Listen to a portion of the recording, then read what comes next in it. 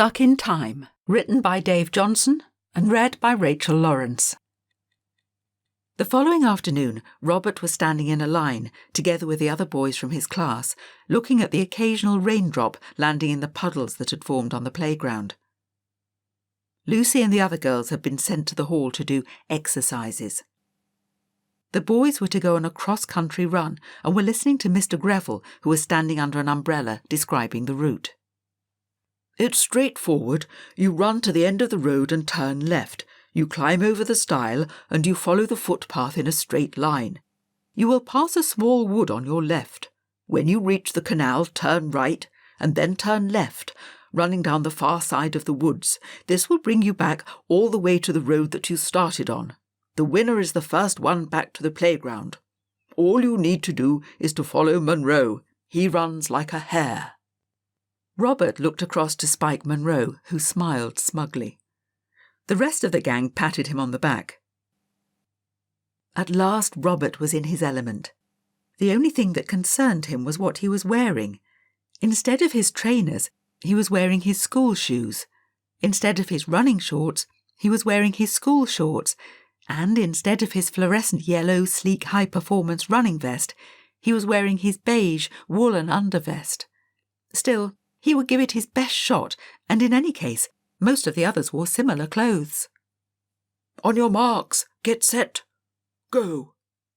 Robert decided to pace himself, as the route was new to him, and slotted himself in the first group of runners, making sure that he didn't let Spike Monroe get too far ahead.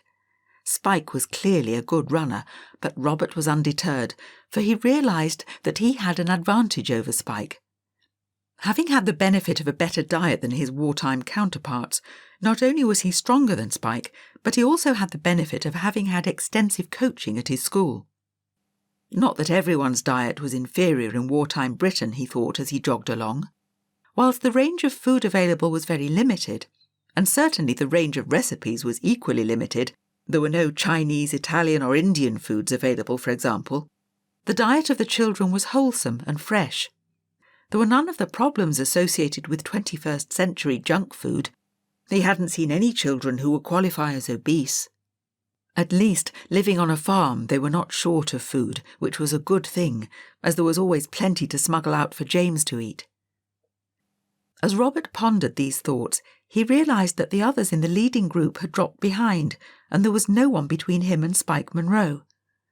He looked over his shoulder to see how far ahead of the others they were, and he just caught sight of a group of boys entering the wood that they were now passing on their left. The McGregors were amongst them. Cheats, he thought, and then concentrated on his race strategy. Spike Monroe was clearly not used to anyone being quite so near to him at this stage of a race, and kept anxiously looking behind him. Robert sensed that victory was his for the taking, but bided his time and waited until they had run along the canal towpath and then joined the track that would lead all the way back to the road by the school. Now that he was not worried about losing his way, he gradually increased his pace and sailed past Spike Monroe. He knew better than to look back, but just focused directly ahead as he passed the woods, steadily increasing his pace to widen the gap between himself and Spike. He was so much at ease with the familiar task of maintaining a regular rhythm to his running that he didn't expect what was to happen next. Suddenly, from behind a bush at the edge of the woods, dashed a group of boys. They were the boys he had seen sneaking into the woods earlier. He tried to avoid them, but one stuck out a leg and he went sprawling. Then several of them jumped on top of him and pinned him down. "See you later, sucker," jeered Spike Monroe as he ran past them on his way down the track. Robert struggled, but the sheer weight of all the bodies on top of him made it impossible to move. "Get off him!" The other runners following had arrived. Kevin McGregor stood up and faced them. "And are you going to make me?" This change was enough, and with the rest of the boys distracted, Robert was able to twist over and, pushing the other boys off him, he struggled to his feet. To his dismay, he could see that Spike Monroe was now a distant figure on the horizon.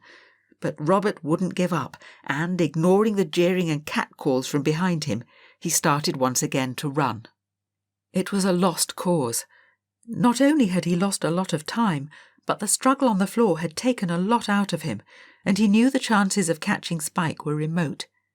He came close, though.